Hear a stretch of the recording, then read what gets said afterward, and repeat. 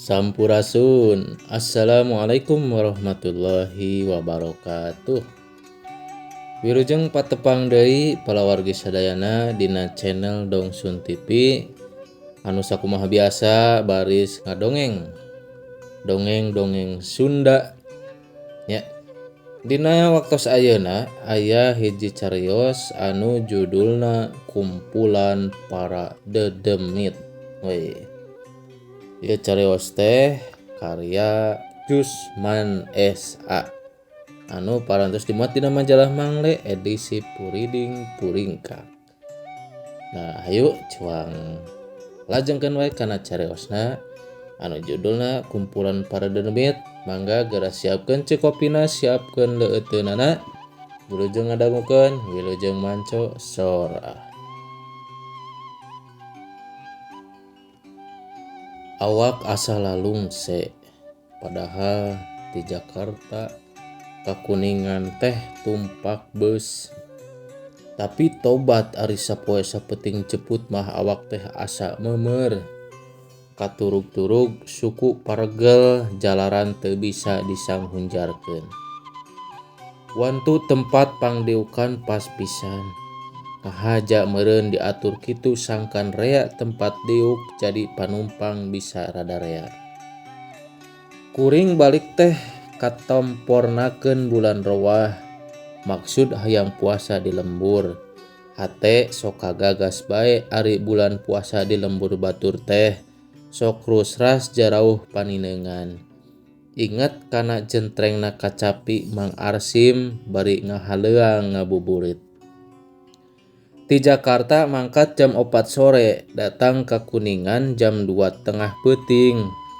Puguh kesel lamun ngingetkeun lilana waktu mah. Harita peuting pohara poekna. Asa mandeg mayong rek terus balik ka Cigugur teh. Katurug-turug lembur kuring Cipari ti Cigugur teh ngaler deui aya meureun sakilometer mah. Kira-kira jam 3 kuring maksakeun balik, cek pikir teh sakalian cap. Barang anjog ka situ Citamba punduk ngadak-ngadak ting sariak. Asa aya nu nyabak. Dukanya henteuna aya nu ngarampa da ari dilieuk ka tukang mah teu aya sasaha. Nganduk ka lamun jurig pangangguran ngaheureyan mah. Datang ka imah kira wanci jam 4. Nu di imah sigana bae keur talibra keneh sare. Da jempling teu kadenge sora nu nyaring. Kuring ngajentul di buruan, ngareureuhkeun cape, rek ngahudangkeun teu tega hoream bisi ngaganggu. Teu lila kulutrak aya nemu ka panto. Di jero rada caang sabab lampu digedean. Biasa bae lampu cempor, da ka lembur kuring mah can aya listriknya sab. Kukuring ditoong tina bilik sing horeng teh indung keur nyokot mukena jeung anduk sigana bae rek kacai. Anu jauhna teu kurang ti 500 meter. Ari keur ngarasula mah sok suudon ka karuhun. Teung-teungeun nyen lembur teh jauh kacai. Kuring ngagarwan indung nu di jero rungah ringeuh tuluy nanya. Saha eta? Sanggeus nyahoan kuring datang, buru-buru panto dibuka. Berang-bray buru-buru kuring munjungan. Alhamdulillah dina nyanghareupan bulan suci taun ieu kuring bisa riung mungpulung jeung indung da bapa mah geus mulang baheula keur jaman Jepang. Sanggeus rada reureuh kerewung nyiuk cai tina gentong ngesian ketel. Deker wudu, teu lila terus nangtung ajeg nyanghareup ka kiblat, mantengkeun ati ka Yang Agung ngalakonan salat subuh. Rengse babacaan kurutak deui turun ka dapur, indung kuring can indit ka cai. Sing horeng teh naheur heula cai nyadiakeun cikopi keur kuring. Beres ngopi, kolesed ka kamar goledag sare. Indung mah sigana terus ka cai. Barang rep anak geletuk teh kuring tidagor ari brai bunta gebeg hate ngarenjag sabab kuring aya di kamar anu ukuranana kira 2-3 meter mah. Kira-kira sabab gedena kamar teu awas ka tenjo jalaran caangan ukur remeng-remeng ari dirampaan sakurilingna teh bet batu tarengtong. Leng kuring mikir, di mana ieu? Ras inget buah-buah di tempat pangberokan Gedeng Murka waktu baheula kuring kasilip ka situ hiang. Ya Allah, nah beut aing kasasar di ka tempat ieu.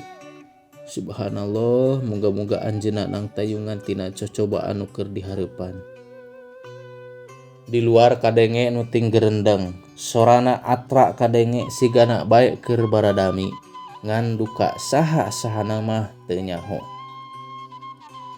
Tah, Gedeng Murka, perluna Andika diondang ka dieu. Nyaeta rek ngabadamikeun perkara tawanan kaula. Kumaha pamadegan Andika? Kaula sapamadegan jeung sampean.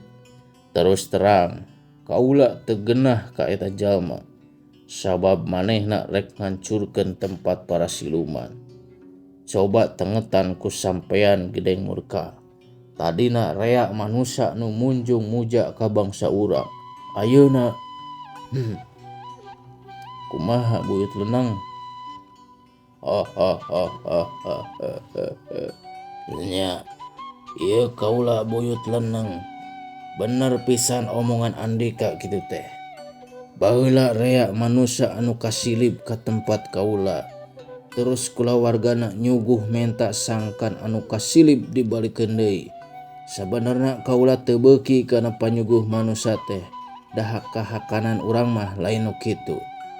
Maksud kaula menta disuguh teh taya lian sangkan manusia rea anu musyrik anu mengpar tina ajaran Islam.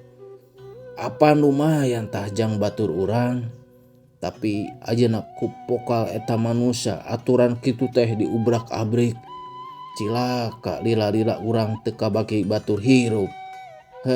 Sanes kitu Ratu Sari Kinasih Raden Sangkan Piulasan.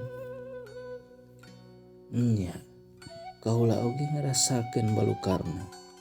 Baheula mah di tempat kaula rea endog rea tumpeng rea kembang. Ayeuna mah langka, dina ayeuna ge taun kali. Kaula teu bisa majar kumaha ka eta manusia. Sabab pangawasa kaula teu kuat yang hareupan kekuatan tauhid. Tur sabenerna maksud manehna oge lain rek ngancurkeun bangsa urang, ngan hayang ngajaga manusia sabangsana sangkan henteu sasar. Musyrik menta bantuan salian ti ka Allah. Ari dipikir-pikir memang eta hak manehna. Jalaran cintana ka Allah. Jigana sampean oge sapamadegan jeung Gedeng Murka. Teu pisan-pisan sabab kaula mah lain jalaran sieun. Ngan ngingetkeun yen manehna boga pamadegan. Kitu teh memang hakna sangkan umat Islam bener-bener tauhid ka Allah. Jadi kumaha pamadegan sampean? Terserah putusan sidang. Sampurasun. Enggak kalebet saha eta? Kaula. Nya saha? Kaula bangsa Andika. Mangga calik. Anu ti mana jeung naon maksud sampean? Kaula ti tempat jauh. Keur jalan. Kabeneran liwat ka dieu kadenge sampean keur baradami. Anu kabandungan ku kaula, Arandika teh keur nguruskeun manusia anu ayeuna jadi tawanan di dieu. Lamun kitu pamadegan eta manusia, kaula usul leuwih hade kudu dipicis, sabab pasti bakal ngaruksak bangsa urang. Bener pisan pamadegan sampean kitu teh kitamu. Ieu kaula Ratu Ganjreng Raden Saheng. Can genah panasaran lamun can niksa eta manusia. Kumaha badaya? Arandika satuju? Satuju. Gebeg hate ngagebeg, awak ngaleper panas cungkap haram jadah, siluman semah bet milu-milu turut campur. Hate sabil leng muntang kanu ngayuga, hate pantang inget kana dawuh anjeunna yen manusia teh dijieun tina bahan anu panghade-hadena. Hartina boh rupa boh pangawasa pasti leuwih luhur tibatan makhluk sejenna. Jurig sakti manusia leuwih jadi sakti-saktina jurig masih sakti keneh manusia. Hate anu panas nyongkap ngadak-ngadak leler, pasrah kana pangarsa anjeunna, bari memuntang sangkan dijaga tina sagala musibat. Di luar kadenge sora pating galombrang, sigana keur sasadiaan pikeun nyiksa. Sora para siluman cekcok weh-woh teu puguh nu diomongkeun. Keur kitu geledug sora tembok didupak.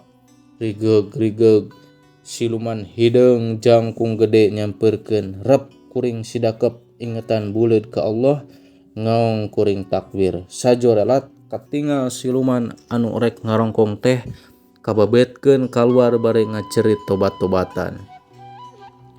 Kuring terus-terusan takbir diselang maca syahadat, bismillah jeung ayat kursi. Di luar ribut brag-brig-brug bari pating galawur. Ampun-ampunan kuring heran, sabab keur ribut anu ting jarerit naha di antarana bet aya anu ngagagak seserian.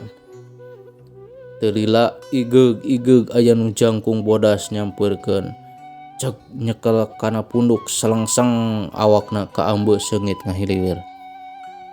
Hidep ulah lali, ieu ama geden syahdu. Gedeng syahdu, alhamdulillah, yap ka dieu.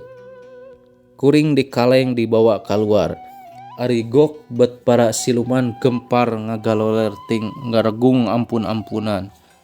Gebeg kuring ngarenjag sabab di juru katingal aya nu ngabedega bari teu eureun-eureun ngagagak seserian. Wilujeng, saha sampean? Kaula tamu anu nitah sangkan sampean dipicis teh. Hah? Nah saha sampean? Kaula Ki Harib Muhatib, murid Mang Marbot, nepangkeun. Manehna nyodorkeun leungeun, gep ku kuring ditampanan. Ari sampean teh jin Islam lin? Puguh. Naon pangna atuh nitah sangkan kaula dipicis? Pan papada Islam. Ku ancaman kitu kaula miharep, sangkan sampean leuwih husu mumuntang ka Allah. Alhamdulillah geuning buktina jin hianat teh teu walakaya. Tapi ieu mah ku berkahna kasaktian Andika jeung Gedeng Syahdu. Sanes. Kajantenan ieu tajalian ku jalaran ku kakiatan tauhid sampean. Kaula jeung Ki Gedeng Syahdu mah ukur nyaksian. Ampun manusia, kaula neudah hampura. Ratu Genjreng Raden Saheng, polah Andika teh sarakah. Umangkeuh asa aing jago. Buktina bet teu sanggup ngalayanan kekuatan tauhid manusia. Gedeng murka. Andika deui milu jadi euwah-euwah. Naha teu inget kana janji. Sadaya daya, da sabenerna mah kaula teu turut campur kana ieu urusan. Ade, Andika waraluya, mugi Allah ngahampura. Jigra indit ka tempat masing. Kileneng Andika ulah ngagedekeun Raja Wisuna ngaganggu ka manusia. Mangga moal kumawantun ari kanu iman mah. Nya ari kanu teu iman mah kumaha karep Andika. Hidup. Hayu urang mulang. Ki Hatib, assalamualaikum. Waalaikumsalam.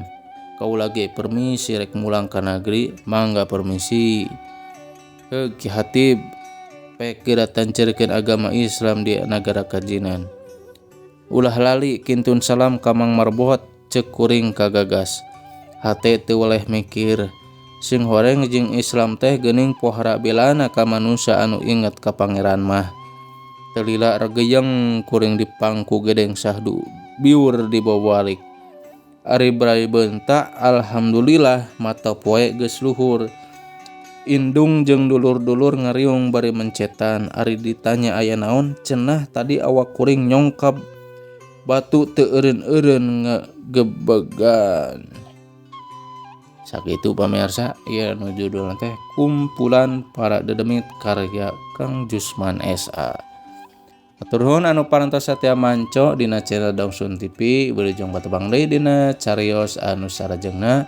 Hatur nuhun, assalamualaikum warahmatullahi wabarakatuh. Sampurasun.